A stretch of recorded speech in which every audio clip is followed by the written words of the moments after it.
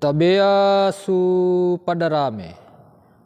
Suatu sukacita Bapak Ibu sekalian, kita bisa berjumpa lagi dalam renungan harian keluarga Tantiro Germita bersama saya Pendeta Anton Sulung.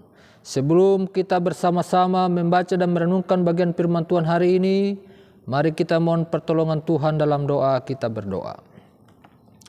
Ya Allah, ya Tuhan kami, Allah sumber kekuatan dan pengharapan, Allah yang selalu membela dan melindungi kami. Pemeliharaan Tuhan dan pembelaan Allah ada pada kami sampai saat ini. Terlebih Tuhan, kami bisa berjumpa lagi dalam renungan harian keluarga Kristen Tantiro Germita. Dan sebelum kami membaca dan mendengarkan firman-Mu, biarlah Roh Kudus menerangi hati kami sekalian, sehingga kami dimampukan untuk membaca mendengarkan firman Tuhan. Di dalam nama Tuhan Yesus Kristus kami berdoa. Amin. Bapak Ibu saudara-saudara sekalian, mari kita bersama-sama membuka bagian firman Tuhan untuk renungan harian hari ini, yaitu terdapat dalam Mazmur 36 ayat yang ke-12 berkata demikian. Janganlah kiranya kaki orang-orang congkak menginjak aku, dan tangan orang fasik menguasai aku. Demikianlah sabda Tuhan yang disebut berbahagia setiap kita yang mendengarkan firman Tuhan sambil memberi selalu. Amin. Sekali lagi, janganlah kiranya kaki orang-orang congkak menginjak aku, dan tangan orang fasik mengusir aku. Dari bagian firman Tuhan ini kita mengambil judul atau berjudul Allah yang adil. Sekali lagi, Allah yang adil. Bapak Ibu saudara kalian, Daud ada orang yang terkenal dengan rendah hati. Raja yang rendah hati di hadapan Allah dan juga sesama manusia.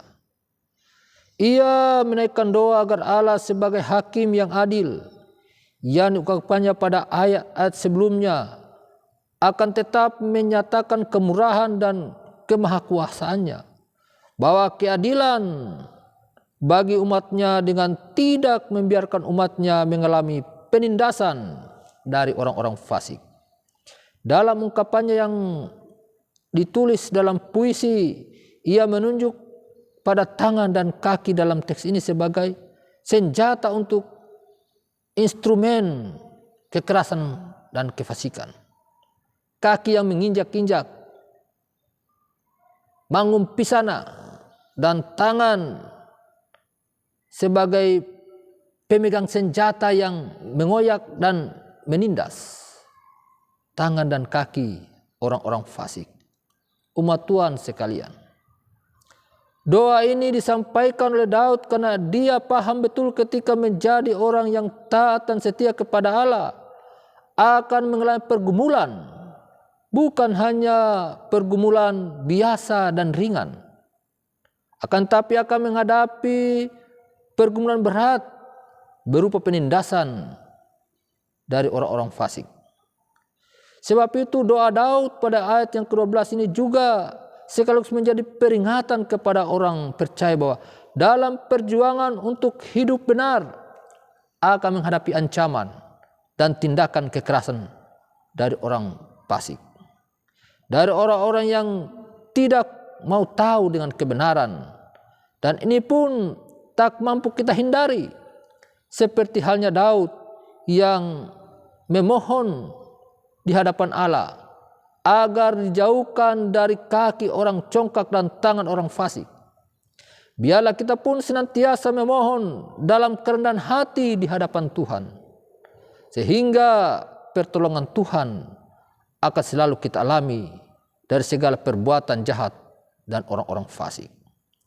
Dari ungkapan Daud ini pun hendak mengajak kita juga untuk senantiasa selalu mengandalkan Tuhan dan menggantungkan kehidupan kita hanya kepadanya.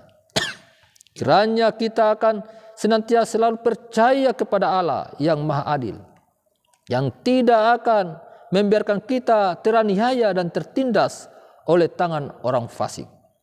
Dia akan menolong kita, bahkan Dia akan senantiasa menjamin keselamatan kita. Hanya dalam tangan pengasihannya kita akan terus merasakan keamanan dan keadilan. Amin. Mari kita berdoa. Ya Tuhan, ya Allah kami, Allah sang pembela umat-umat-Mu. Di tengah dunia yang penuh pergumulan dan tantangan, Tuhan bela dan lindungi umat-Mu. Karena Engkaulah tempat pengharapan kami. Tidak ada lain andalan dan perlindungan kami, hanya Engkau Tuhan. Dari penindasan orang-orang fasik, dari perbuatan orang-orang yang tak mengenal Allah.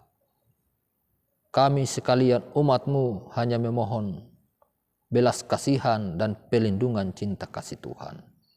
Ini doa kami Bapa, dalam nama Yesus Kristus, Tuhan dan Juru Selamat kami, pembela agung kami.